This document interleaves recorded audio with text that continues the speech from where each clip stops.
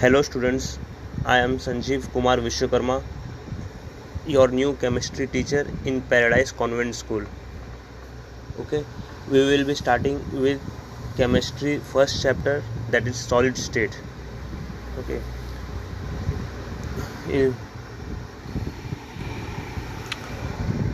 Okay. Now you all know there are total 3 states of matter, that is solid, liquid and gases. Okay, in this chapter we will be learning in detail about the solid state. Okay, what are the different types, why they are in solid form, and what are their different types. Okay,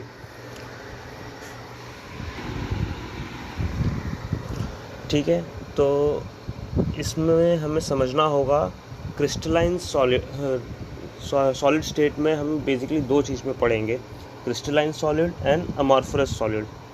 okay, जिसमें हमें ये पढ़ना होगा कि possible arrangement of atoms कैसे होते हैं दोनों स्ट्रक्चर में, क्रिस्टलाइन में कैसा होता है और अमॉर्फस में कैसे होते हैं, एंड उनके ज्योमेट्री और भी चीज़ें डिटेल में पढ़ेंगे.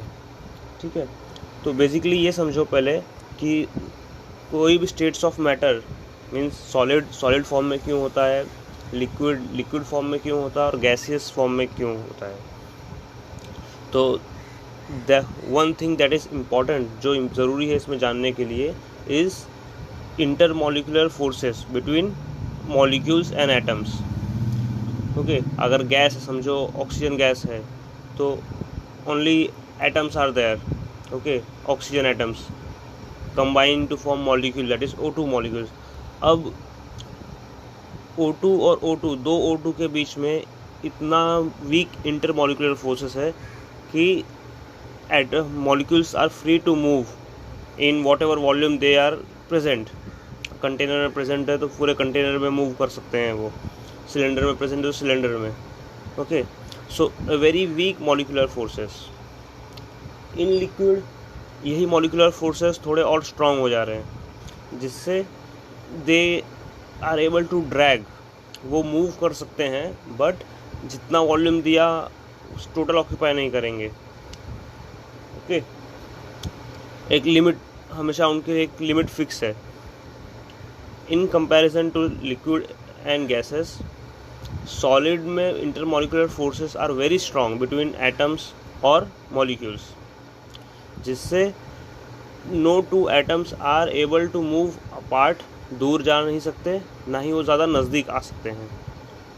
सो they are at fixed distance.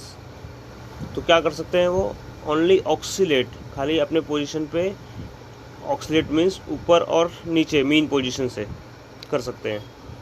ठीक है, so in solid basically intermolecular forces जो कि होल्ड करते हैं, जो कि एट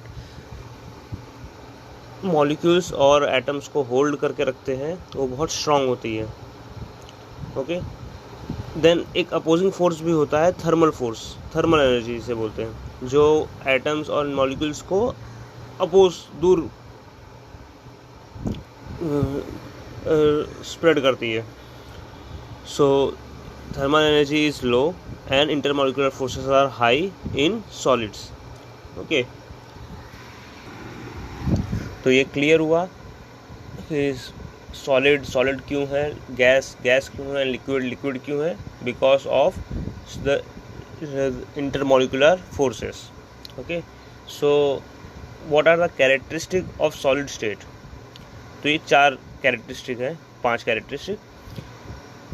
क्या होगा, जो बहुत देखने से ही मालूम पड़ता है, they have definite mass, volume and shape. Mass, उनका वजन फिक्स होगा, वॉल्यूम यानी कितना वो टोटल स्पेस ऑक्यूपाई करेंगे, and shape is also fixed. Then second is intermolecular distance are short, जैसा एक्सप्लेन किया अभी.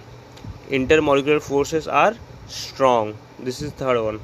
Okay, fourth is constituent particles, that is atoms and molecules, have fixed position and can only oscillate about their mean position as explained, and they are incomprehensible and rigid.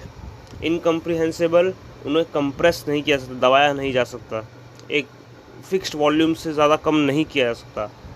Rigid मतलब उनके shape को easily change नहीं किया जा सकता। Okay, so they have fixed mass, volume and shape, intermolecular forces are short, they are strong, then constituent particles, that is atoms, molecules or ions, have fixed position and can oscillate about their mean position. Then last one is they are incomprehensible and rigid.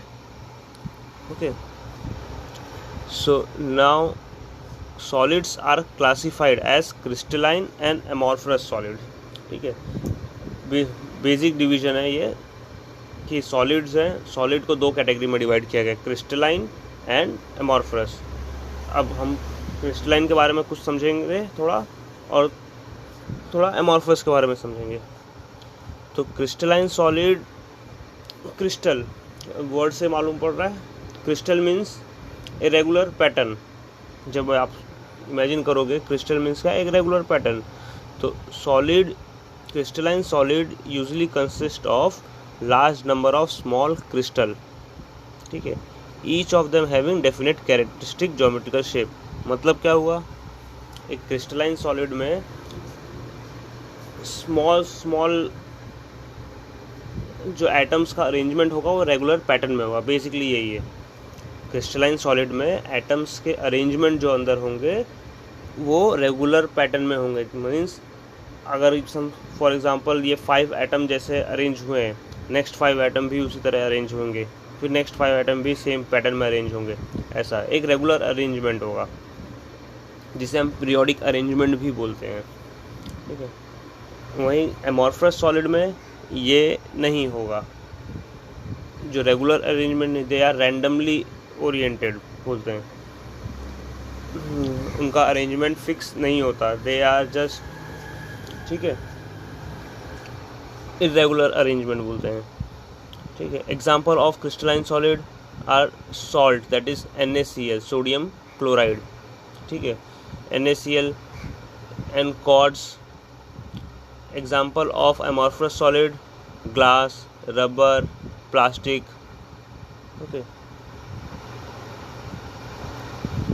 Then crystalline solids have sharp melting point, whereas amorphous solid does not have sharp melting point. वो over the temperature, समझो for example ice melts at 0 degree Celsius, okay, but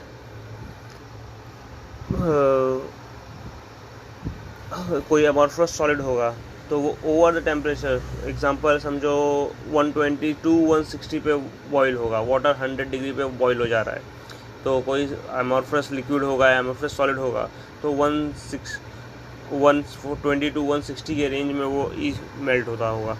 okay, then another important property is amorphous solids are isotropic in nature. Isotropic means physical properties जो हैं, जैसे mechanical strength, electrical conductivity, ये over the region कहीं पे भी आप check करोगे same मिलेगी एमॉर्फस सॉलिड में। क्रिस्टलाइन सॉलिड में ऐसा नहीं होता, they are called anisotropic in nature. ये वर्ड्स याद रखना। And then there is a distinction between crystalline and amorphous solids in table 1.1, आपको इसे याद करना होगा। ओके, और कुछ नहीं समझ में आता है, ये जो मैंने एक्सप्लेन किया है वही सारे पॉइंट्स हैं। ठीक है, सिर्फ एक पॉइंट इसमें है, they have definite characteristic and enthalpy of fusion. Crystalline solid, definite enthalpy means जब दो सॉलिड्स को ज्वाइन करेंगे क्रिस्टलाइन तो हीट रिलीज होगी, that is enthalpy. Okay, so table 1.1 learn करना, कुछ नहीं समझ में आएगा तो डाउट क्लियर हो जाएंगे। Okay, hello